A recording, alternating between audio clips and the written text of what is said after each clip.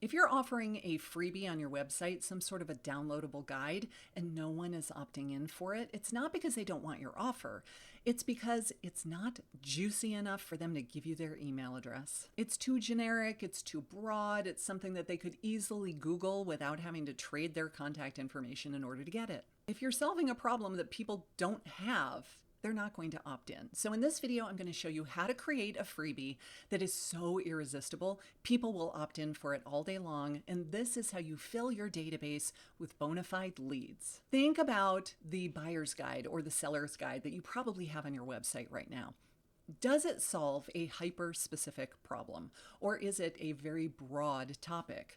If it's a buyer's guide, what kind of a buyer is it? Is it a first-time buyer? Is it a VA buyer? Is it a USDA buyer?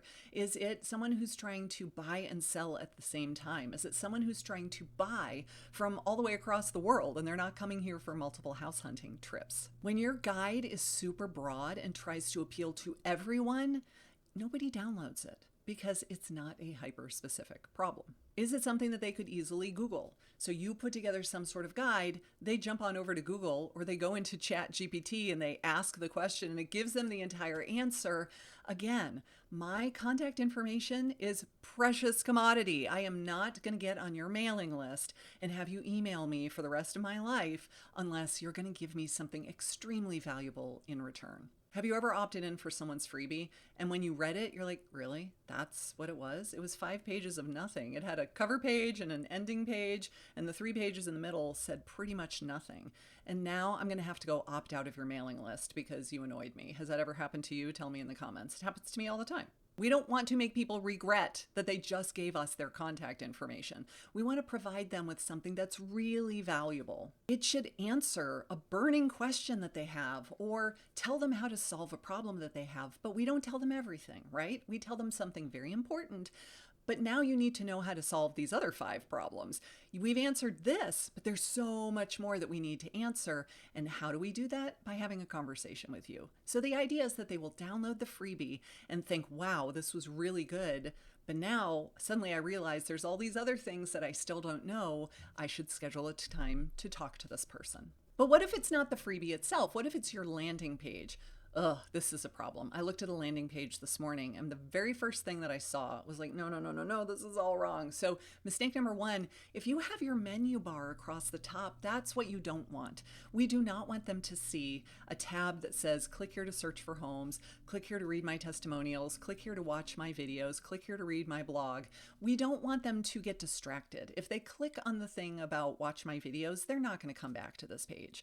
They go down the rabbit hole and it's squirrel. They just completely forget what they were doing and they'll never remember, oh, I got to go back 4 pages to the landing page where I originally, no, we don't want to have a menu bar. So get rid of the menu bar. It should be nothing but my legally required brokerage disclosure, the headline, a brief description of what they're going to get, the form to fill out, and maybe a picture of what you're giving them. That's it. There's no bio, there's no headshot, there's no description of all of the houses that you sell and all of your designations. We want to keep this page very, very simple, no clutter. Don't use any more words than absolutely necessary because we want them to fill out the form. We want to have at least a 20% conversion rate, but the higher the better. I have lots of landing pages that have a 50, 60% conversion rate because when they get there, they see the value of the thing that I'm offering them and they are willing to give me their contact information in order to get it. You also want to make sure that the form they fill out or the button that they click that pops up the form is above the fold. This makes me feel so old when we talk about this stuff, but if you're my age, you remember when they had this thing called newspapers and you would go to the newspaper stand and it was folded in half. So everything on the top part that was visible was above the fold. If we have to flip the paper over to see what's on the bottom side, that's no good. And this is the digital version of a newspaper. We want the button that says click here to be above the fold. Don't make them scroll. We want to see all of the information without having to scroll down the page. This will get you the best conversion rate. So it doesn't need to be fancy. It just needs to adhere to the basic principles of whatever information is legally required where you live.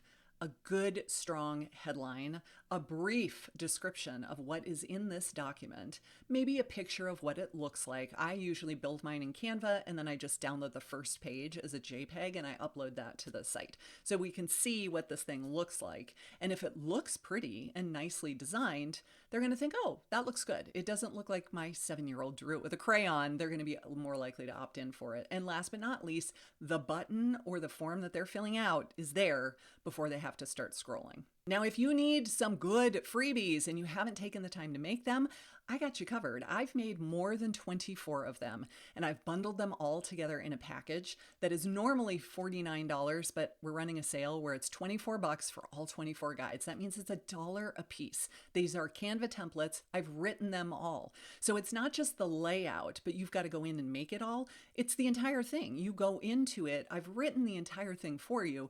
All you have to do is put your branding on it and make whatever modifications you might want to make, add all of your contact information on the last page, and then export it as a PDF. So I will leave that link down below because there's no reason for you to start from scratch and spend 3 weeks making something if I've already made more than 24 of them for you. So I want you to think about one specific person with one specific problem. I probably sound like a broken record. I say this in every video that I make. Not every seller, a specific type of seller. Are they a first-time seller? Are they downsizing to a much smaller, simpler lifestyle? But they've got 30 years worth of stuff in their house and they're overwhelmed with all of this clutter. And how am I going to get rid of all of this stuff to downsize to a house that's 1/3 the square footage? Not every buyer. Is it a USDA buyer who's going to buy a rural property with 0 down and let them know that you don't have to be a renter forever? We've got USDA loans in our area. You could buy a house that qualified for a USDA loan. Wouldn't that be amazing? Think about who is your one person with one problem and then come up with an idea for this guide that is hyper specific and just solves one very specific problem for them. People will opt in for that all day long rather than get my buyer's guide. So again, if you don't want to spend hours making your own freebie, I've got you. I will leave the link to these 24 guides. I guarantee you it will save you hours and hours of time. And then go make a landing page where you can put this thing so that you'll start collecting leads on a weekly basis on autopilot.